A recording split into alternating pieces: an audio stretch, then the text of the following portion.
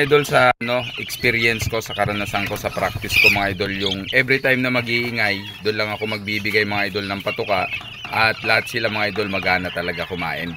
May pa isa-isa mga idol na hindi kakain kasi parang gusto lumabas, pero pupunta at pupunta pa rin dyan mga idol. Kaya hindi maiwasan mga idol yung kanilang pagiging malikot. Dahil nga yung stage nila ngayon mga idol, syempre nagkakaedad na sila, nag-i-explore na sila, nag-iiba na mga idol at lalabas na po yung tunay nilang mga ugali. Unti-unti na mga idol matatanggal yung buhay ng pagiging sisiw nila niyan. So yan na po at kumbaga mga idol, sign na po talaga ito mga idol na kailangan na nila mga idol makaalpas. Kailangan nila mga idol ng mas malaking area kasi para sa kanilang mga idol, paglipad-lipad, pagtakbo at paghahabulan. So yun na yung kailangan nila ng mga idol. And kung mapapansin nyo mga idol, lahat ng mga natin, alaga natin dito, talagang kumbaga gusto nila kumain dahil nga gutom mga idol, kaysa yun nakababad literal. So nag-iiba mga idol yung practice ko niyan. Pag halimbawa mga idol day old hanggang 1 week po, so talagang babad yun mga idol, dyan lang siya. Kasi kakain, matutulog, ganun lang eh. Eto kasi mga idol ngayon, medyo nag-iiba na po yung ugali nila. Gusto na nila mga idol yung tumatambay, gusto na nila yung nagkakaskas, gusto na nila yung mga nagliliparan. So nag-aalala lang talaga ako mga idol na sana walang magkapikunan talaga. Okay, so ayun mga idol at mayroong beta pa rin, pero pag naging alpha na yan lahat, ayun na mga idol. Tulad nito mga idol papahipahinga muna, tapos pupunta dyan, biglang lilipad. Tsaka mga idol, pagka halimbawa pupunta kasi sa patukan yung isa, tapos hindi makasingit, tatalon, lilipa rin niya mga idol. Okay, so yun yung ginagawa nila. Buti na lang mga idol talaga nakakapagpasensya pa yung iba, na-adapt pa nila mga idol yung ganon at nasasanay pa. Pero hindi aabutin to mga idol ng 3 araw. Dahil nga mainit, maliit, tapos mga idol limitado yung space nila. Okay, so actually mga idol, mapipisa naman na yung tornado natin doon. Mababakante yun mga idol. So doon natin ngayon ilalagay sa baba mga idol. Unti-unti, indoor naman yun, may bubong. So unti-unti, di-disinfect lang natin mga idol.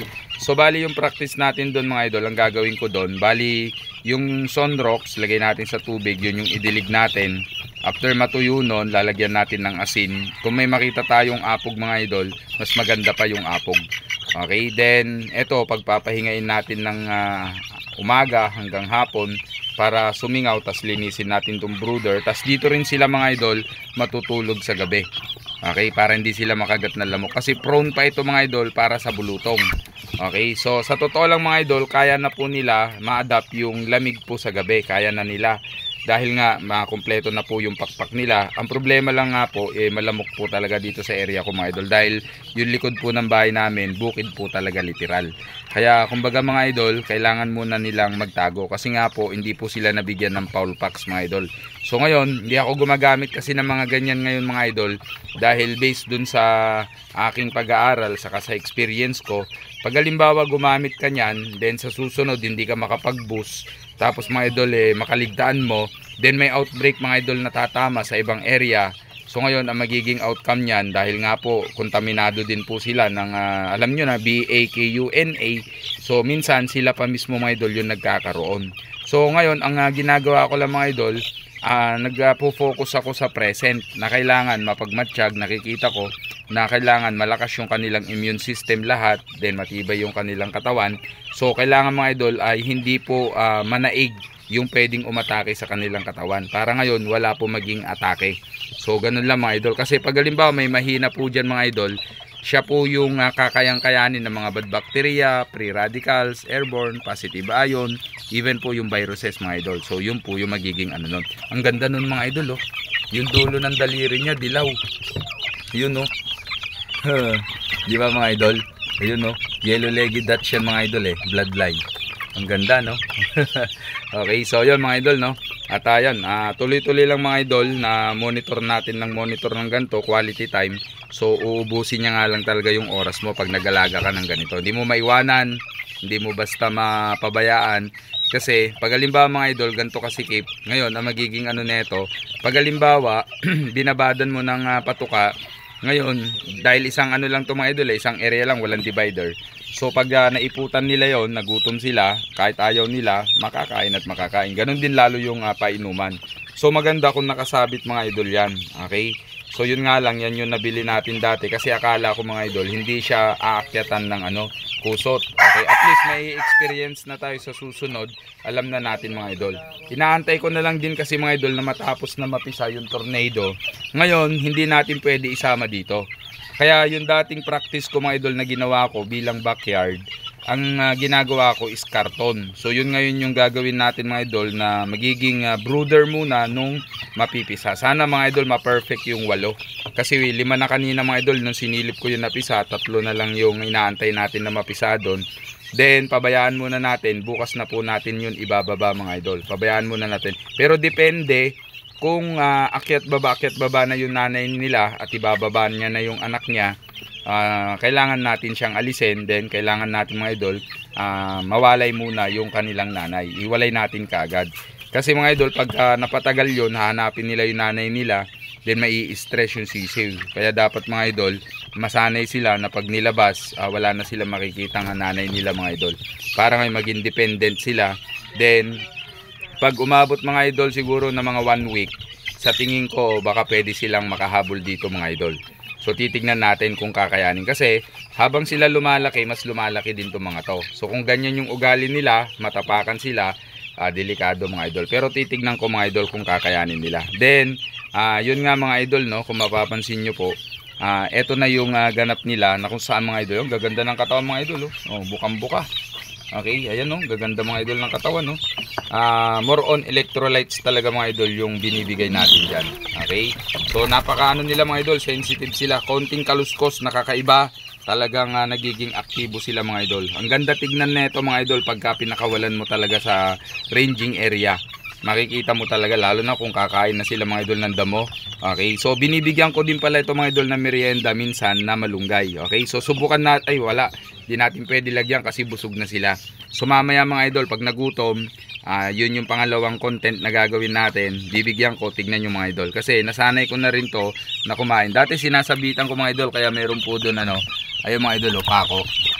Kaya may pako dyan ko sinasabit dati mga idol yung malunggay.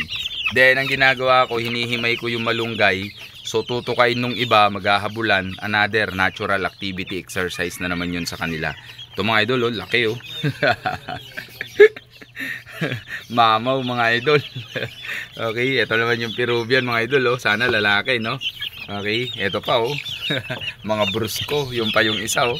Magkakamukha sila mga idol. Okay, magkakaibang nanay po yan pero iisa lang po itsura. Ang lupit talaga ng dugo ng ating pure Peruvian na kalpara mga idol. Iisa lang po yung nilalabas niya talaga. Kay lalaki, kay babae, yan mga idol. Iisa lang po talaga yung nilalabas niya na kulay. Okay, so yan lang muna ulit yung update natin. At least nakita nyo mga idol na every time na mag-ingay yung aking mga sisiw, doon lang ako magbibigay ng patuka. Then yan, malapit na silang magsawa, malapit na silang matapos mabusog. So tatanggalin na naman natin mga idol. Then tubig na naman yung matitira dyan. Tapos mga idol, dyan lang sila. Ayan oh, grabe. Binaba niya na yung pakpak niya. Ayan mga idol no. Okay, so sana wag lang talaga may mapikon. Okay, so hanggang kailan kaya yung mga idol? Sana wag muna ngayon kasi pag halimbawa mga idol, ilan-ilan dyan yung nagkapikunan, damay-damay yan eh. Kasi halimbawa mga idol, ito tumakbo, then ito yung biglang bibigyan niya, paano kung pumalag, magpapalagan, lalabas na mga idol yan lahat.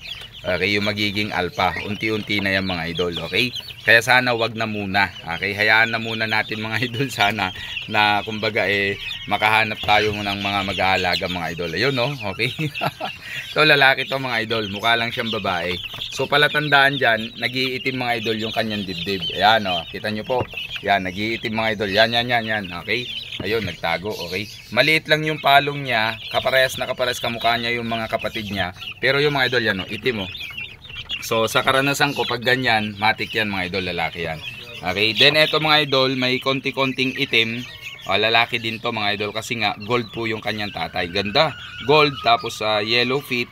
So ngayon mga idol, eto sweater kasi okay, ganun. Pero eto mga idol, sure ball, babae na po kasi puro brown mga idol walang sinyales. Okay, then yung po yellow legs din mga idol. Okay, so yan mga idol yung update at maraming salamat po sa inyo. At talagang ang sarap sa pakiramdam mga idol na makita mo yung alaga mo na healthy. So yun nga lang talaga, kailangan mga idol, hindi sila hindi sila tinitipid talaga. Okay, so yan mga idol, no? At maraming salamat po sa lahat mga idol. Saludo, dalawang kamay.